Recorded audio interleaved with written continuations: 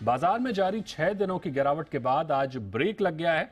नवंबर series की धमाकेदार शुरुआत हुई है। कारोबार के अंत में सेंसेक्स 635 अंक उछलकर 63,783 के लेवल पर क्लोज हुआ। वहीं निफ्टी 190 अंक बढ़कर 19,047 के स्तर पर बंद हुआ। बैंक निफ्टी में भी 500 अंकों से ज्यादा का उछाल रहा। इस हफ्ते कैसा रहा बाजार, ये बता रहे हैं हमारे सहयोगी कुशल गुप्ता। बताइए कुशल। जी, तो इस कारोबारी हफ्ते के आखिरी दिन को छोड़कर पूरे हफ्ते बाजारों में गिरावट का ही मूड माहौल बना रहा और भारी गिरावट यहां पर ओवरऑल अगर आप बाजार के पर्सपेक्टिव से देखेंगे तो इस पूरे हफ्ते में बनती हुई नजर आई। निफ्टी में करीबन 2.5% तक की गिरावट रही थी, साथ ही बैंक निफ्टी में 2.2%। स्मॉल कैप और मिड कैप स्पेस ऐसे थे जहां पर सबसे ज्यादा दबाव आपको देखने को मिला। इस पूरे हफ्ते में 2.3% स्मॉल कैप इंडेक्स और मिड कैप इंडेक्स में भी लगभग 3% तक की गिरावट हफ्ते में होती हुई नजर आ रही थी। तो लार्जली कहने का मतलब यह है कि यहाँ पर स्मॉल कैप और मिड कैप इंडाइसेस में इस हफ्ते दबाव ही हमें देखने को मिला।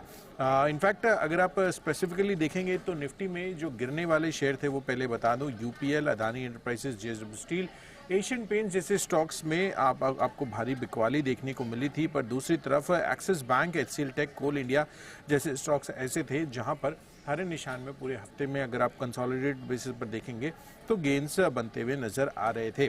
सेक्टर स्पेसिफिक जाएंगे तो टेलीकॉम स्पेस पर सबसे ज्यादा दबाव था। Sterlite tech, Indus tower, ITI limited और वोडाफोन आइडिया अपने नतीजों के बाद यहाँ पर थोड़े दबाव में हमें ओवरऑल पूरे हफ्ते के लिहाज से देखने को मिल रहे थे। वहीं दूसरी तरफ मैन्युफैक्चरिंग स्पेस पर भी फिनोलेक्स इंडस्ट्रीज, बीईएमएल और सुप्रीम इंडस्ट्रीज डबल डिजिट में लूज आउट करते हुए दिखे और रियल्टी स्पेस भी पीछे नहीं था। मैक्रोटेक डेवलपर समेत इंडिया बुल्स रियल एस्टेट, शोभा लिमिटेड जैसे स्टॉक्स पर भी भारी बिकवाली आपको देखने को मिल रही थी। यही नहीं, अगर आप स्पेसिफिकली देखेंगे तो इसके साथ साथ और भी सेक्टर्स थे जो लूजिंग ग्राउंड्स दिखा रहे थे, जिसके अंतर्गत मेटल स्पेस था। ग्लोबल अनिश्चितताओं की वजह से यहाँ पर भी दबाव देखने को मिला। साथ ही जो कंज्यूमर ड्यूरेबल्स है वहाँ पर भी गिरावट का मूड माहौल ही था। बूस्टार, वीआईपी इंडस्ट्रीज या डिक्सन टेक जैसे स्टॉक्स को भी अगर आप फोकस में रखेंगे तो यहाँ पर भी दबाव था। ऑयल एंड गैस की कुछ एक चुनिंदा कंपनियां, खासकर सिटी गैस डिस्ट्रीब्यूशन कंपनियां, आईजीएल पर भारी दबाव था। गेल पर भी 5-5.5% तक की पूरी हफ्ते के लिहाज से बिकवाली ही देखने को मिल रही थी। बॉन्ड यील्ड में जो तेजी बनी उसके बाद आईटी काउंटर्स पर भी आपको गिरावट आती हुई नजर आ रही थी। तो लार्जली कोई भी सेक्टर या स्पेस पूरे हफ्ते के लिहाज से देखेंगे तो गेनिंग ग्राउंड सा आज उसने नहीं किया। अब यही देखना है कि अगले हफ्ते जब हम वापस लौटते हैं, क्योंकि नई नवंबर सीरीज की जो शुरुआत है वो हो चुकी है और यही देखना है कि मंडे को जब हम लौटते हैं तो जिस तरह का मोमेंटम शुक्रवार को बना था वो किस तरह का सोमवार को रहता है, ये देखना काफी अहम होगा।